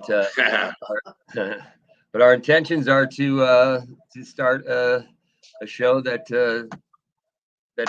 you know, opens some other doors and some opportunities for us to be of service, and that is to a show called The Biker and the Businessman, to you know, share some positive things, and then also share some real life experiences and know-how, so that, and to create a community to where if we, because the reality is you just don't know what you don't know, right? And I don't know a hell of a lot, but one thing that makes me successful is sometimes I know where to find it. So it's to create a spot where two guys like me and you, man, can actually find a way to be of value, and that's really is the key, is to be of value, to be of service, and to find a way to leave a legacy that's worth, you know, a legacy that's something a little better. You know, that was my biggest fear, Mitch. My biggest fear was dying in prison, and I wasn't afraid of how I would die. You know what I mean? And there was plenty of days where I wish I would die, but my biggest fear was that I didn't want that to be the last taste in my kids' mouth. You know, I didn't want them to remember me for that. I wanted to have an opportunity to come out and to be and for them to be able to say that, you know what, that's a stand-up guy. You know, that's a guy that got absolutely pulverized by a system that's designed to destroy lives. 1 second. Create. Thank you, Turkey Loco. Yeah. Thank you, brother. That's right, Turkey. But that finished the game strong. You know, that's the problem with football, right? A lot of times I only play for 55 minutes, but I wanted to play for all 60, and I wanted to leave a better taste in their mouth. That's for sure. Yeah. So we're gonna start. As soon as we get the videos from Chet's the director, we're gonna start a new YouTube channel called The Biker and the Businessman, and we're gonna just talk common sense about social issues, kind of. Absolutely, and share some insight on just some of the things that people might want some information on in the business world, and creating assets and trying to develop sources of income, and to try and do something positive and do exit strategy planning and all these things that make sense. Yeah. That people charge for. We don't charge nobody for that. You know what I mean? It's the fact is that I believe it's our responsibility to be helpful. Yeah, talk about current events too. You know, absolutely. I mean, I want to just give common sense spin to crazy ass world we live in. You know. Well, you know, what's amazing to me is that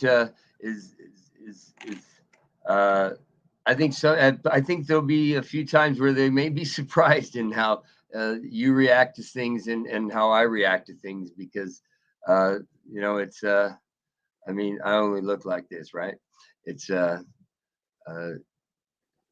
know, I've been known to be a little vociferous on some issues, that's for sure. And I've never done real well with filters, that's for sure. But the biker and the businessman, sometimes the businessman forgets his role too. You know? Yeah. And you know, hopefully our goal is well, Jeff, it's, you know, Jeff is I'm fortunate to have him, you know, include me on this, but I mean, he wants to turn into a syndicated radio show if we can. Which I think would be awesome. It's the sky's the limit, and you're a pretty driven guy, so I think we'll have a lot of success with it, and I think people are going to dig it. You know. Well, I think it would be fantastic, because it would give us the opportunity to have to be able to help a lot of men and women who are wrongfully incarcerated, and a lot of men and women who have been treated unfairly, and you know, which positively affects a lot of kids. Because with me, Mitch, it's always about the kids. You know, this system is unfair to a father, and maybe that father does have some of that coming. But when you do this without considering the impact on innocent children, that's just deplorable. It really is. And if you're going to steal someone's life from them, then at least find a way to step in the gap for the kids that you leave behind, because you destroy far more than just one person. You know, you destroy far more. It's kind of like the rock at the pebble in the waters thing. You know, if I drop a rock in the water, in a puddle of water, the biggest splash is where the rock enters the water, right? That's where the biggest disruption is. That represents our families. When we make a mistake, the ones that feel it the most are the ones closest to us. Sure. And so if they're going to destroy you, and if they're going to steal your life from you, or if they're going to make you do 10 years for something that you should have went to drug rehab for, how you got to do something for the kids, man. You just can't fucking create all these orphans, man. You just can't destroy innocent people, and that's what they do. And you know, and don't think I'm some bleeding heart, Mitch. You know me. You know exactly how I feel. I know. I don't believe. Thank God there's prisons. But the thing is too, like that are, you know, like children. Like the schools you went into in Coachella Valley, you know, I mean, that's like one of the most underprivileged areas in the state. One of them is. It's a lot of farm workers, a lot of Hispanics, you know, Absolutely. Mexican Americans, whatever you want to call them. And, you know, Yep. the cops, you know, they arrest a lot of them dudes and get them in prison sometimes for what they done and sometimes for what they didn't do. I don't know. But the bottom line is it leaves a lot of kids out there without a father. Yep. And we know where that leads. And then, you know, their father figures in prison. And it's like, you know. And the reality is that people don't know how, you know, they can take a 15-year-old kid, right, in this country that we live in, and they can give them a life without the possibility of parole sentence up until a few years ago. Now it's considered unconstitutional, but they can still give them a 25-year to life sentence. A 15-year-old kid. Yeah. Yet you're going to talk to him like a kid, and you're not going to give him respect and dignity, and you're not going to, you know, empower him. Instead, you're going to, but you'll steal his life from him. So when I speak to the kids, I talk to them like me and you talk. You know, I talk to them because I understand that you may be a kid on paper and maybe on your license, but if you trip up with a bad decision, they're not going to treat you like a kid. They're going to treat you like an adult. But they want to punish you like an adult, but they want to talk to you like you're a kid. These kids have zero respect for them. I was speaking once to, I don't know, like 1,000 high school students, and all through the event, you know, you hear them playing grab ass and all this stuff while the teachers are speaking, and I was just watching that. I was thinking, man, they have no respect for these people. And when I got up and I started speaking, and again, I don't think I'm somebody special at all, but you know me, anybody that wants to hate you, I'll give you my address. You can come over and hate with me in person. You know what I mean? That's just the way I am. Come on over and you can come get some. It may not turn out exactly how you planned it though. But the fact of the matter is that I got up there and I spoke to these kids with dignity and respect and with love, and they know the difference. Believe me, these kids are light years beyond us when it comes to being intelligent due to the access to social media and the things that they have available at their fingertips. But if you just talk to them like they matter, you know, if you just let them know that their lives matter for a moment, you'd be surprised at the change you can see in them. And you know, so I offered these kids at the end of the event, I said, hey, drinking and driving, I'd recommend you don't drink. But some of you are going to, I get it. But if you drink and you find yourself in a position where you have to drive home, you can call me. And I gave him my cell phone number and I said, I'll send an Uber anywhere. No questions asked. I'm not going to rat you out to your mom and dad. I'm just going to send a fucking car there for you so you can get a ride home. Safe. I said, or if you're in a situation where you're going to get inside another person's car and that person's been drinking, just call me. And I'll have an Uber there for you, no questions asked. And they all took my number, and you know, about 7 or 8 kids took me up on it over the course of the next few months. But this teacher came up to me afterward, and he goes, oh man, he goes, that's like one of the dumbest things I've ever heard. He goes, those kids are just going to take advantage of you. And I said, you know, I said, first of all, I said, I didn't solicit your opinion. First of all, I said, but second of all, you're the problem. I said, you are the problem. The reason why these kids are the way they are, it's because of you, because you don't treat them with respect. You don't treat them with dignity. And I said, I don't care if 9 out of 10 of them are bullshit phone calls to me. That I don't care, because it's the 10th one that matters to me. It's the one that does call me because they need me and I'm going to be there for him. And I said, you know what? You shouldn't be a teacher. I said, you should be a cop. Yeah. You're acting. I said, if you want to be a cop, then you ought to go put a badge on. I said, but you're a school teacher. You ought to treat these kids with dignity and respect. And he looked like he swallowed a sour pickle, but I turned around and walked away from him. And but that's the reality. That's the reality is that they're not treating these kids with the dignity and respect that they deserve. Farm workers in this country, they're the hardest workers. I know. I grew up on a dairy farm, but it's also the highest alcoholism is in these big farm working communities, and these kids are left on the sidelines. Do you know the city out here in the eastern end of the Coachella Valley, a city called Mecca, been a city for 100 years. Do you know up until 4 or 5 years ago, it didn't have a park for kids to play in? Not a park. What? Because they're Hispanic, they're Mexican kids, so they don't deserve a park? You got to be shitting me. These are kids that they're allowed to play on dirt roads, an unhealthy environment, and they have no safe place to go. And then well, they want them doing a couple of different things, bro. They want them out working in the fields, or else they want to put a gun in their hand and turn them into criminals. we got a president. We got a president that leaves $100 billion worth of equipment on the ground instead of fucking holding a yard sale. And let's build some homes for the veterans that are sleeping in cars, and let's build a home for these kids that are living in cars in downtown LA. $100 billion. Let me tell you, $100 billion makes an impact. That's a huge amount of money. Yeah.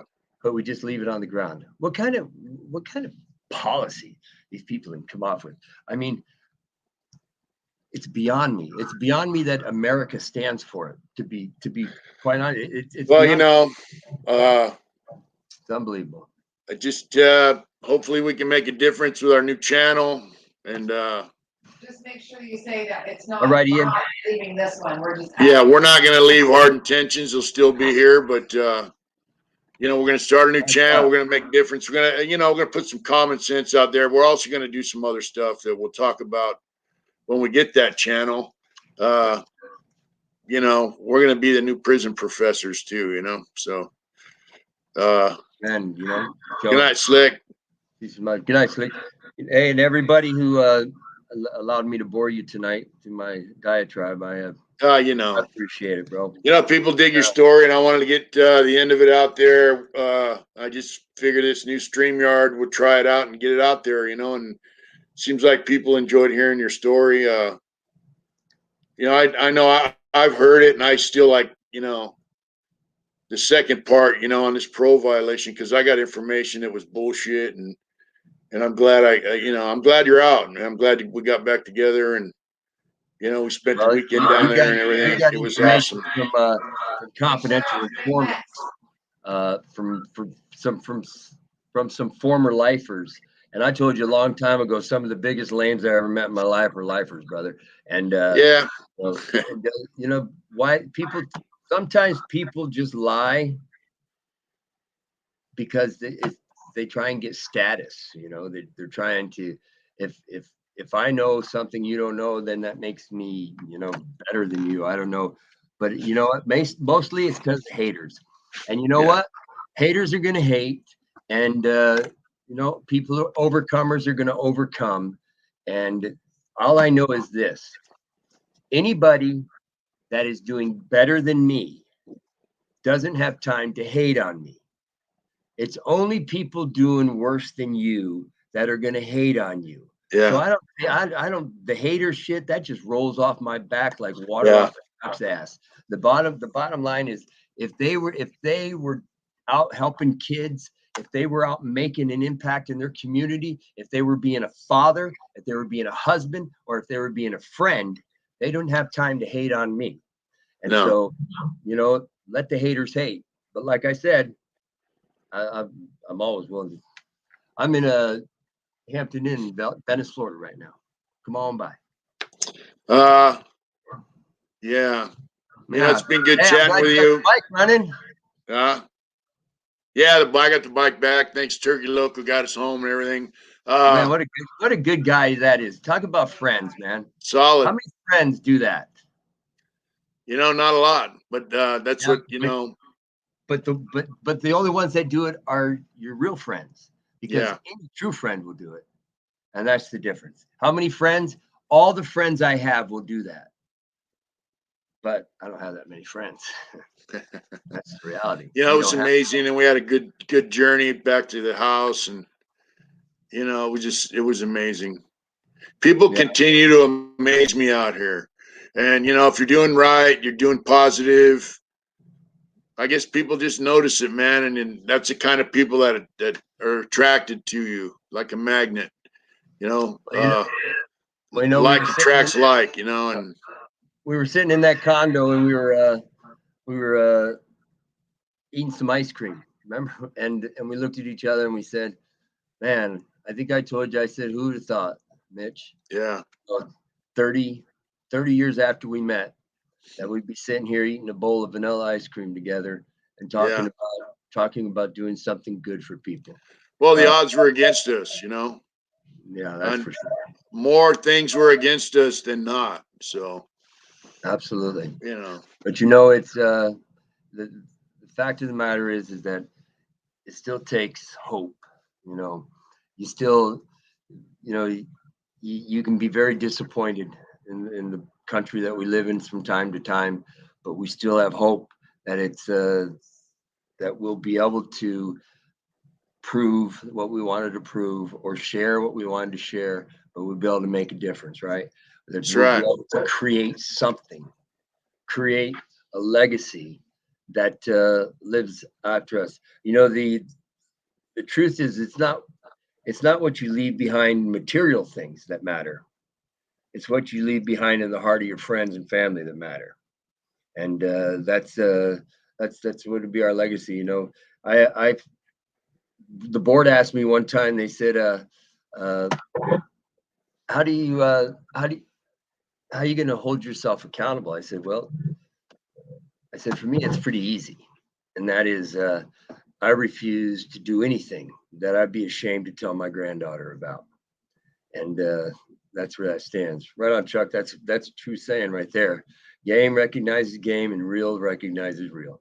But I said, as long as I do that, as long as that's my litmus test, all will be well. Yeah. All will be well. And it's as I told you before, I'm so grateful that you got to come home to be with your mom. Yeah. Way. Yeah. Because I'm fortunate, and Thanks for meeting us there. yeah, thanks for meeting us there. I was a guy walking around the yard saying I was never going to get out, and so on and so forth. But here I am talking to you, making plans, and all that good shit. It's and it's okay, because it's everything starts with a dream. Everything starts with a dream, and some of them come true and some don't. But sometimes alternative dreams spin off from them that were better than the dream that you even had. The fact is that I listen to talk radio all the time, and I listen to some people share their opinions that I don't buy into, and sometimes I wonder why they don't have an opposing opinion. One thing that the ideal behind the biker and the businessman was, we come from two different perspectives. It's and one would think that one would think that yours is always the hard line, and maybe that's just not the case. Because you'd be surprised that I mean, I'm one thought being away from being the craziest guy in the room sometimes, right? It's that's how we grow. But what I mean is that you say some things that I sit there and I go, wow. I mean, that is so profound and so honest and so true and so genuine that sometimes I just sit there and I listen to you and I go, man.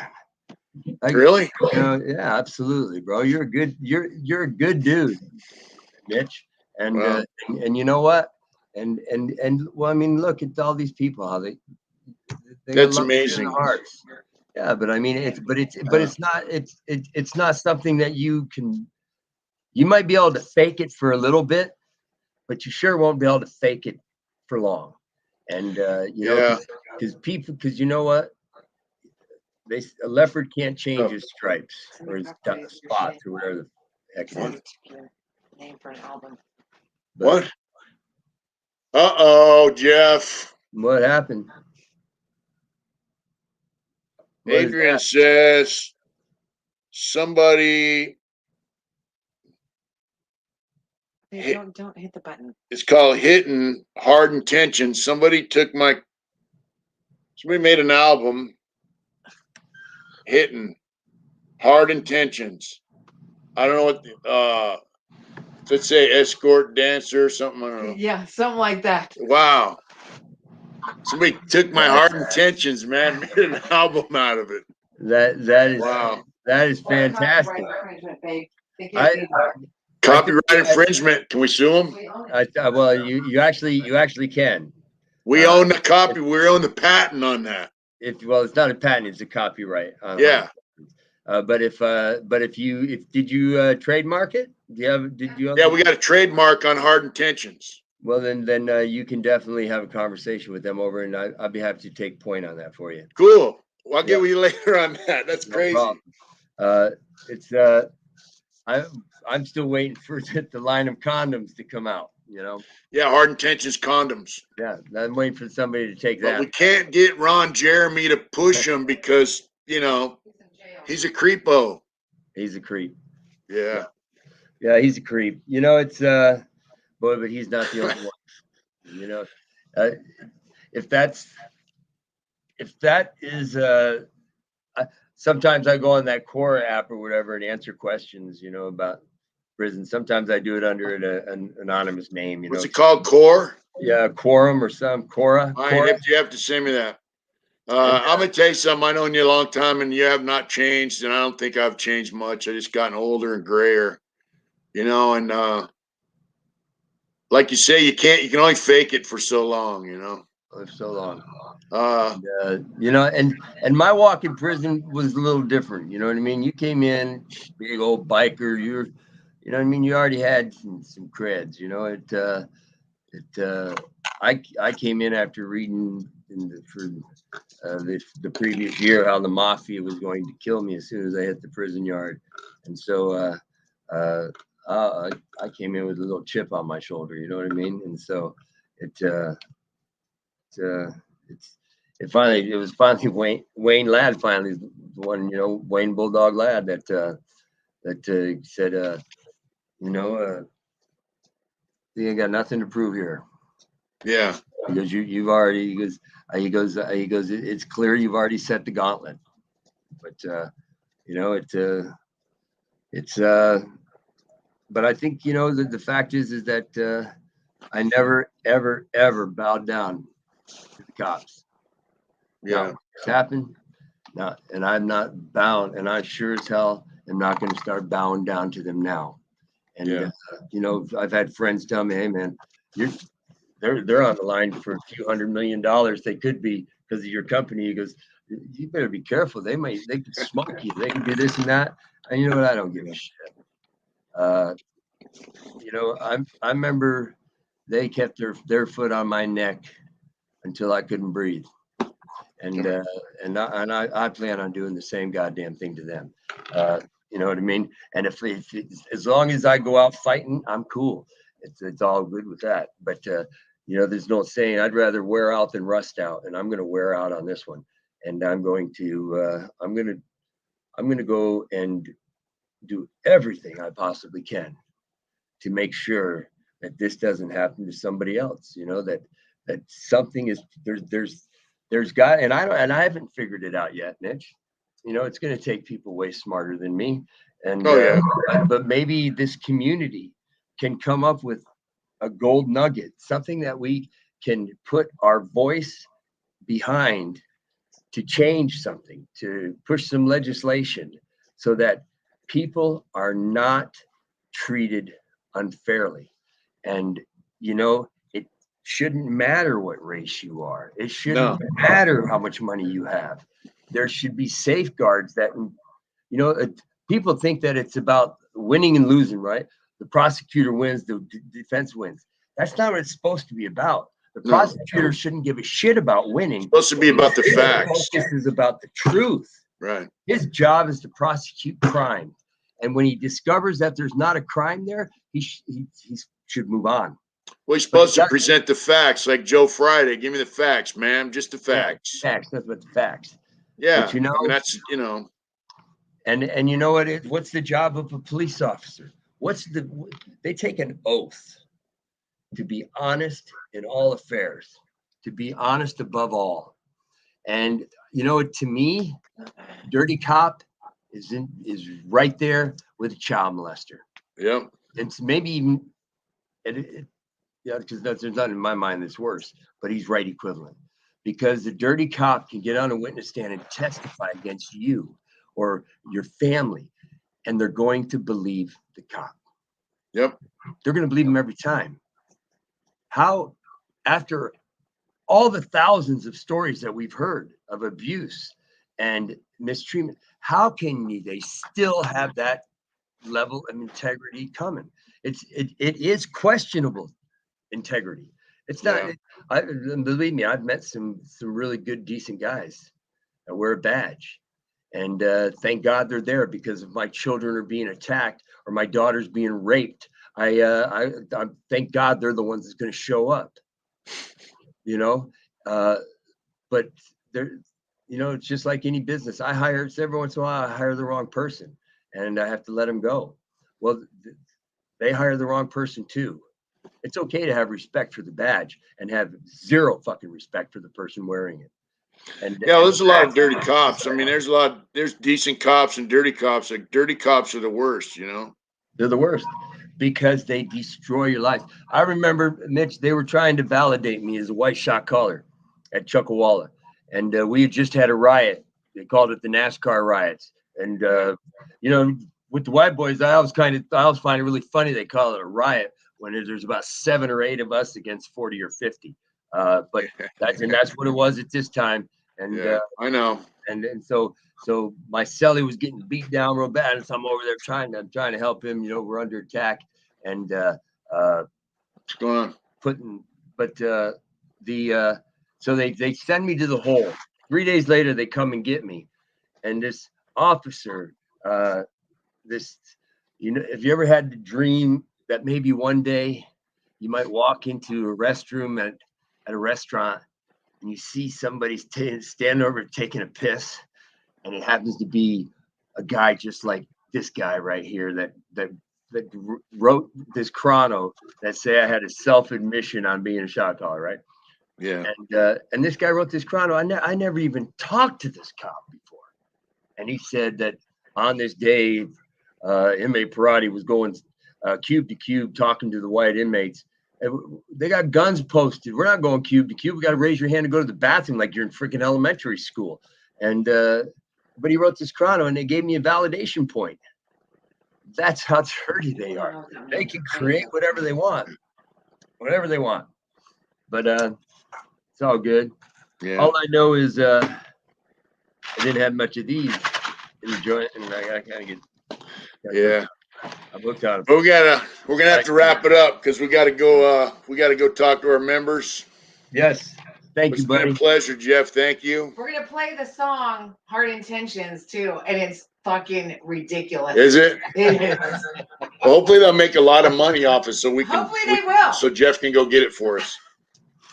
Ain't that right, man? I tell you what, there's been some incredible comments tonight, and but I tell you, this community is a group of some stand-up people, man. And yeah, we got some great subs on here and members and nothing but Patreon folks. We love them.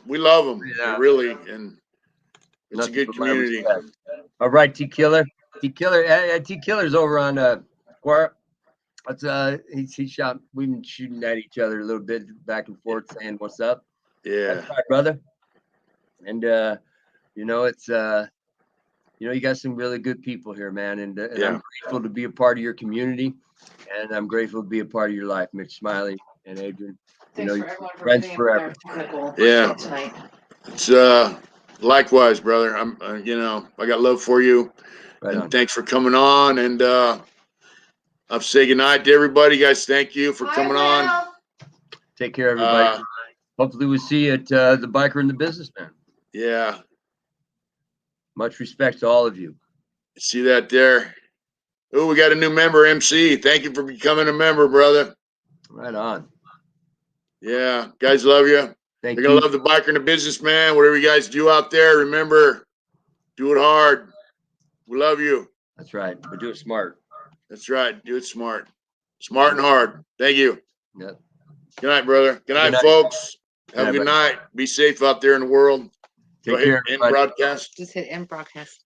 End broadcast. Look at- Love you guys. Mitch is a director now. I'm a director. Here, wow.